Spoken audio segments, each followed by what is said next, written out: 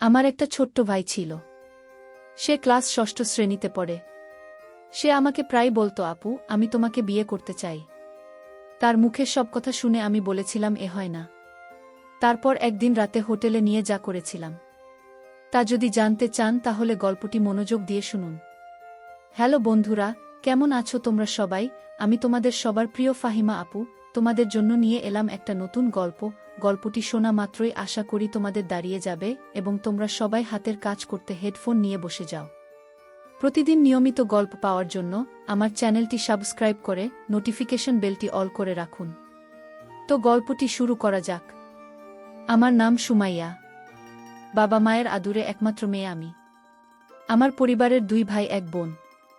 আমার বড় ভাইয়ের নাম আবুল আর ছোট ভাইয়ের নাম শিমুল।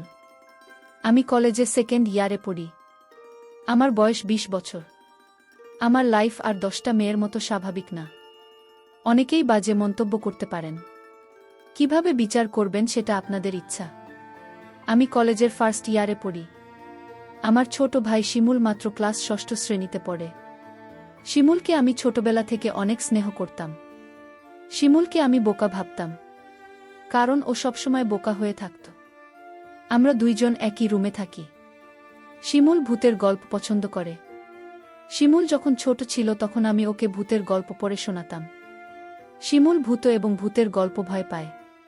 শিমুলকে যখন ভূতের গল্প শুনতাম তখন গল্প শুনে ভীষণ ভয় পেত, কিন্তু তারপরেও গল্পগুলো শুনতে। কলেজে ওঠার পর আমার মনটা সব সময় অস্থির হয়ে থাকত।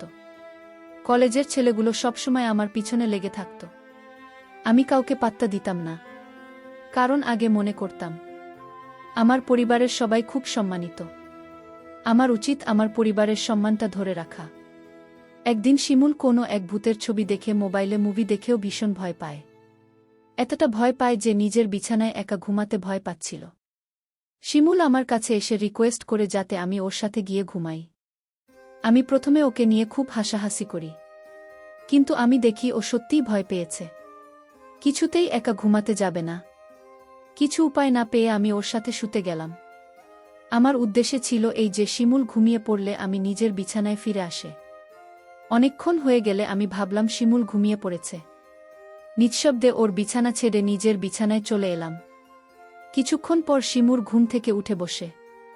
আমি দৌড়ে নিজের বিছানায় ছেড়ে ওর কাছে গেলাম। ভয়ে চিৎকার করছে। আমি শিমুলকে বললাম, কি হয়েছে তোর? শিমুল বলল, আপু, তুমি আমাকে রেখে অন্য রুমে চলে গেলে কেন? আমি একা একা থাকতে ভয় পাই। তাছাড়া আমি ভূতকে বেশি ভয় পাই। ও কান্না করা শুরু করেছে। আমি শিমুলকে সান্ত্বনা দিয়ে বললাম, লক্ষ্মী ভাই আমার, তুই আর কাঁদিস না। আমি কথা দিলাম কাল থেকে তুই আমার রুমে একসাথে ঘুমাবি। সত্যি বলছো আপু? কাল থেকে আমি তোমার রুমে ঘুমাব? হ্যাঁ, সত্যি বলছি। আমার ভাই একা একা রুমে ভয় পেয়ে কষ্ট পাবে, এটা আমি চাই না। আমি বুঝতে পারলাম ও ভীষণ ভয় পেয়ে আছে। আমি কোনো উপায় দেখলাম না। শিমুলের পাশে শুয়ে পড়লাম। শিমুল কিছুক্ষণ পরেও চিন্তা করে উঠল। আমি বললাম, কি হয়েছে শিমুল? শিমুল বলল, আপু, আমি ভূতের স্বপ্ন দেখেছি। শিমুল তখন ভয় পেয়ে গেল। আমি বললাম, আমি তো তোর পাশে আছি। শিমুলকে আমি যতখানি বোকা ভেবেছিলাম আসলে সে ততখানি বোকা না। এখন থেকে প্রতি রাতে শিমুল আমার রুমে ঘুমায়। একদিন রাতে শিমুল আমাকে এমন একটা কথা বলল যা শোনার পর আমার দম বন্ধ হয়ে আসছিল। ও আমাকে বলল, আপু, তুমি অনেক সুন্দর। আপু, আমি তোমাকে বিয়ে করতে চাই। আমি বললাম, বোকা তুই এসব কি বলছিস? আমরা বিয়ে করতে পারবো না। কেন আমরা বিয়ে করতে পারবো না? আমি বললাম, কারণ আমরা ভাই বোন। শিমুল জিজ্ঞেস করুন, ভাই বোন হলে কেন বিয়ে করতে পারবে না? আমি বললাম, যাদের মাঝে রক্তের সম্পর্ক আছে তারা একে অপরকে বিয়ে করতে পারে না। ধর্মে নিষেধ আছে, না মানলে পাপ হয়। শিমুল বলল, নবী আদমের যুগে তো তারা বিয়ে করেছিল। শিমুলের কথা শুনে চমকে উঠি। শিমুলকে জিজ্ঞেস করি, কে ওকে বলেছে এসব? শিমুল বলল, ওকে কেউ বলেনি। ও নিজে অন্য একজনের কাছ থেকে জেনেছে। শিমুল আমায় বলল, আপু, যদি বিয়ে করতে না পারো তাহলে আমি তোমার কাছে একটা কিছু চাইব। আমি বলেছিলাম, কি চাইবি বল? আমার কাছে থাকলে অবশ্যই তোকে দিব। শিমুল বলল, আপু, আছে তোমার কাছে, তুমি প্রমিস করো দেবে। আর যদি তোমার কাছে না থাকে তাহলে আমার কোনো আপত্তি নেই। আপু, আরও একটি কথা বলতে চাই তোমায়। তুমি কি জানো, আবুল ভাই প্রতিদিন রাতে মায়ের ঘরে যায় এবং কি করে তা কি তুমি জানো? আমি শিমুলের প্রতিটা কথা শুনে আমার বিরক্ত বোধ লাগছে। আমি শিমুলকে বললাম, আবুল প্রতিদিন রাতে মায়ের ঘরে গিয়ে কি করে বলতো? তখনও যা বলল আপু বাবা মায়ের সাথে যা করে দাদাও তা করে। আমি বললাম, তুই কিভাবে দেখলি? আমি আপনাকে বললাম তোমার বিশ্বাস হচ্ছে না। আমি ওর কথা বিশ্বাস করতে পারছি না। কারণ আমার সাথে কখনো মিথ্যা বলেনি। কিন্তু নিজের চোখে না দেখলে বিশ্বাস করা যাচ্ছে না। আজ বাবা বাড়ি নেই। শিমুলকে বললাম, আজ বাবা বাড়ি নেই। আজও আবুল দাদা মায়ের ঘরে গিয়েছে কিনা? শিমুল বলল, আবুল দাদাকে মার ঘরে ঢুকতে দেখেছে। আমি সিদ্ধান্ত নিলাম, আবুল মায়ের ঘরে গিয়ে কি করে তার রহস্য জানতে হবে। আবুলকে নিয়ে মায়ের ঘরের সামনে গেলাম। মায়ের ঘরের দরজা ভেতর থেকে লক করা। আমি কি জানালা দিয়ে চোখ রাখলাম। এই দৃশ্য দেখার পর শিমুলের কথা শতভাগ বিশ্বাস করলাম। শিমুল আমাকে বলল, মা আর দাদা এই ঘরে কি করে? আপু তখন রাগান্বিত হয়ে বল, কি করে সেটা আমার মুখ দিয়ে বলতে হবে নাকি? তুই দেখিসনি? তুই কি অন্ধ নাকি? আমি আপনাকে বললাম, আপু তুমি আমার সাথে রাগ করছো কেন? আমি আবার কি করলাম আপু? কাল বাবা আসলে আমি বাবাকে বলে দিব মা আর দাদার কথা। বাবা জানলে বাবার মনে অনেক কষ্ট হবে। আমাদের সুন্দর পরিবারটা নষ্ট হয়ে যাবে। আমাকেই পরিবার বাঁচাতে হবে। আমি শিমুলকে ঘরে নিয়ে আসলাম। শিমুলকে বললাম, আমাদের পরিবার একটা সম্মানিত পরিবার। আমাদের ঘরের কথা বাইরের মানুষ জানলে আমাদের সম্মান নষ্ট হয়ে যাবে। ঠিক আছে আপু, আমি বাবাকে কিছু বলবো না। শুধু তুমি যদি আমার একটা কথা রাখো, আমি আমার পরিবারকে বাঁচাতে। আমি শিমুলকে বললাম, তুই বল তোর মনের কথা, আমি রাখব। শিমুল তখন আমায় জিজ্ঞেস করো, সবাই পারলে আমরা কেন পারব না? কি করতে হবে সেটা বলবি তো? আমি বললাম, আপু তোমার কাছে একটা রাধার চাই। তুমি কি দিবে? আপু বল, রাতে আবার কি করবি? যা বলবি ঘুরিয়ে না বলে সোজা বলে ফেল। আমার ছোট ভাই তখন বলল, আপু দাদা আর মা যা করে আমরা তাই করব। শিমুল, তোর কি মাথা ঠিক আছে? তুই কি বলছিস একবার ভেবে দেখেছিস? আমি আপনাকে বললাম, তুমি আমার কথা রাখবে কি সেটা বল। আমি বললাম, নিয়ম নেই। শিমুল জানতে চাইলে নিয়ম কারা বানায়? আমি বললাম, বোরা। শিমুল বল, বাবা সবার বড়। শিমুল বাবাকে বলে নিয়ম বানাবে। শিমুলকে বাবার কাছে যাওয়া থেকে আটকাতে হবে। কিন্তু শিমুলকে কোনোভাবে বোঝানো যাচ্ছে না। আমি ভাবলাম, শিমুল খুব বড় নয়, সবে ক্লাস 6ষ্ঠ শ্রেণীতে পড়ে। তাছাড়াও বোকা, মান সম্মান বিষয়ে তার কোনো জ্ঞান নেই। আমি বললাম, আমি যদি শিমুলের কথা রাখি তাহলে ওকে চুপ রাখা যাবে। মা আর দাদার ঘটনা বলা যাবে না। আমি বললাম, সীমন্তর কথায় আমি রাজি, তবে একটা শর্ত আছে। শিমুল বলল, কি শর্ত আপু? আগামী মাসে বাবা মা আমাদের পরিবারের সবাই ঘুরতে যাব চট্টগ্রাম। আর যেদিন আমরা চট্টগ্রাম যাব সেদিন তোর ইচ্ছা পূরণ করব। আমি বললাম, ঠিক আছে। আমি সেই অপেক্ষায় রইলাম। 1 মাস পর বাবা আর মা আমাদের সবাইকে ডেকে বললেন তারা চট্টগ্রাম যাবেন ঘুরতে। তাই আমাদের সবাইকে জানিয়ে দিলেন। আমি বাবার কথা শুনে আমার অনেক ভালো লাগছে। এতদিন পর আমার মনের ইচ্ছা পূরণ হবে। আজকের মতো আমি খুশি কোনোদিন হয়নি। আমরা চট্টগ্রামের উদ্দেশ্য করে রওনা দিলাম। তারপর চট্টগ্রামের এক হোটেলে গিয়ে আমাদের পরিবারের সবাইকে নিয়ে উঠলাম। শুধু 2টা রুম ভাড়া নিতে পারলেন। বাবা আর মা নিজেদের জন্য একটা রুম নিলেন, আর আমাদের 3 ভাই বোনের জন্য অন্য রুমটা দিলেন। আমরা সারাদিন চট্টগ্রামের দর্শনীয় স্থান ঘুরলাম। সন্ধ্যায় ক্লান্ত হয়ে হোটেলে ফিরলাম।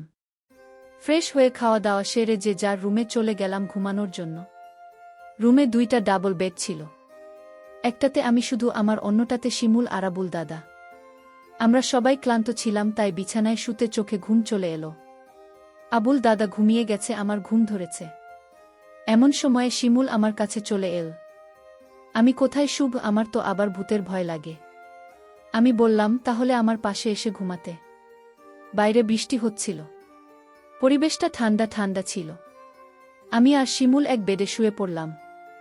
রাত যখন গভীর হল, আমি আপুকে কানে কানে বললাম, আপু আমার কথাটা মনে আছে তো? আপু বলল, মনে আছে। আপু বলল, এখন চুপচাপ ঘুমিয়ে পড়ো। আমি আপনাকে বললাম, আপনি ঘুমালে হবে। তাহলে তুমি যে আমায় কথা দিয়েছিলে তার কি হবে? আপু বলল, শোন, আজ তো পাশের বেডে আবুল দাদা শুয়ে আছে। বড় ভাই যদি জেগে যায় তাহলে সমস্যা হবে। আমি আপনাকে বললাম তাহলে এখন কি উপায়? আপু বলল, তুই চিন্তা করিস না, কালের একটা ব্যবস্থা করব। আপু, কাল কি ব্যবস্থা করবে? আজ পারলেন না, এখন তুমি বলছো কাল পারবে।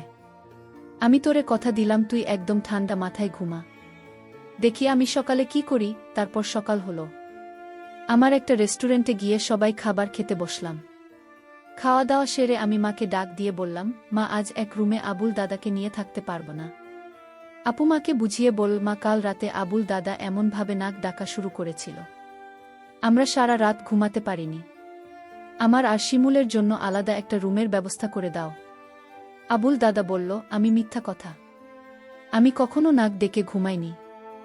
আবুল দাদাকে আমি বললাম, না, আপনি ঠিকই বলেছেন, দাদা রাতে প্রচুর নাক ডাকে, আমিও সারা রাত ঘুমাতে পারিনি।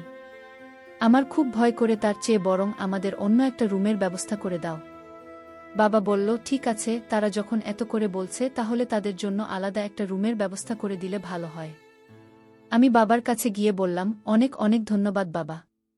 বাবা তখন আমার আপুর জন্য আলাদা একটা রুম ভাড়া নিল। আমরা সবাই রাতের খাবার খেয়ে প্রত্যেকের রুমে গিয়ে শুয়ে পড়লাম। আমি আর আপু আলাদা একটা রুমে গিয়ে শুয়ে পড়লাম। রুমের বেডে এত ছোট ছিল যে দুজন থাকা খুব কষ্ট হচ্ছিল। হঠাৎ দেখলাম আপনি ঘুমিয়ে গেল। আমি আপুকে ডাক দিয়ে বললাম, এই আপু, তুমি ঘুমিয়ে গেলে? আমি আপুকে জোরে জোরে ডাকতে লাগলাম। আপু আমার কথা শুনছে না। আমি রাগান্বিত হয়ে আপুকে বললাম, আপু তুমি উঠছ না কেন? কিছুতেই আপু আমার কথা শুনছে না। আমি আপুকে গ্লাস থেকে পানি নিয়ে তার মুখে ছিটা দিলাম, তাও আপ উঠছে না। আমি আপনাকে বললাম, এই আপু, আমি কিন্তু এখনই বাবাকে দাদার ঘটনা সব বলে দেব, তুমি যদি নাও তো। তা ও দেখছি আপু ওঠেনি। আমি ভয় পেয়ে গেলাম, আপনি ঘুম থেকে কিছুতেই জাগাতে পারছি না। আমি আর কোনো উপায় না পেয়ে বাবাকে ডাক দিয়ে বললাম, বাবা, আপুকে এই যে ডাকছি, আপনি তো ঘুম থেকে উঠছে না। বাবা বলল, রাত অনেক হয়েছে, তোর আপন মনে হয় গভীরভাবে ঘুমিয়ে গেছে, যা তুমি শুয়ে পড়ো, সকাল হলে ডাকতে হবে না, এমনিতেই উঠে যাবে। আমি বাবাকে বললাম, বাবা, তুমি বিষয়টা বুঝতে পারছো না। আমি আপুকে পানির ছিটা দিলাম, তাও তো উঠছে না। মা তখন আমায় বলল, তুই কি বলছিস? মা তখন আমার সাথে আপুর রুমে আসলো। মা আপুকে ডাক দিল, কোনো সাড়া নেই। মা তখন চিৎকার করে উঠল। মা কান্না করা শুরু করে দিল, আমার মেয়ে আর বেঁচে নেই, ঘুমের ঘরে মরে গেছে। আমার কি সর্বনাশ হয়েছে। সবাই রুমে আসলো আর চিৎকার করে কান্না করতে লাগল। কিন্তু আমার মনে সন্দেহ ছিল না, না, আপু এভাবে মরতে পারে না। আমি এসব ভাবতে ভাবতে আপনার বিছানায় একটা চিঠি লক্ষ্য করলাম। চিঠিটা আমি খুলে পড়তে শুরু করলাম। চিঠিতে লেখা ছিল, শিমুর ভাই আমার, তুই আমাকে ক্ষমা করে দিস। আমি তোর কথা রাখতে পারিনি, কারণ দাদার ঘটনা দেখার পর থেকে আমার মন থেকে বাঁচার ইচ্ছা চলে গেছে। সেদিনই আমি সিদ্ধান্ত নিই, এই পরিবারে আমি বেঁচে থাকতে পারব না। কারণ যে পরিবারের সম্মান থাকে না, মায়ের কার্যকলাপ আমার কাছে ভালো লাগে না। আর তোকে আমি মিথ্যা আশা দিয়েছিলাম, কারণ আমি চেয়েছিলাম দাদা আর মায়ের বিষয়টা কেউ না জানুক। কিন্তু তুমি বারবার আমায় বলছিল, তোর কথা যদি আমি না রাখি তাহলে দাদা আর মায়ের কথা তুই বাবার কাছে বলে দিবি। আর আমি কোনো পাপ করতে চাইনি, তার চেয়ে বরং আমি উপরে চলে যাই। তুই যদি সত্যি তোর আপনকে পরকালে ভালো রাখতে চাস তাহলে দাদা আর মায়ের কথা কিছুতেই বাবাকে বলিস না। আমি আপুর চিঠি লেখা পড়ে আমি চিৎকার করে কান্না করছি আর বলছি, আপু তুমি একবার উঠে আস, আমি আর কোনোদিন তোমাকে কিছু বলবো না। তাও তুমি উঠে দাঁড়াও। কিন্তু মানুষ মরে গেলে কি আর জীবিত হয়? প্রিয় বন্ধুরা, গল্পটি ভালো লাগলে অবশ্যই কমেন্ট করে জানাবেন। আর নিয়মিত এমন আলাদা স্বাদের গল্প শুনতে ভিডিওটিতে লাইক এবং চ্যানেলটিকে সাবস্ক্রাইব করে সাথেই থাকুন। আর হ্যাঁ, নোটিফিকেশন বেলটি অল করে রাখবেন, যাতে পরবর্তী গল্প সবার প্রথমে আপনাদের কাছে পৌঁছে যায়। ধন্যবাদ বন্ধুরা, ধন্যবাদ সবাইকে।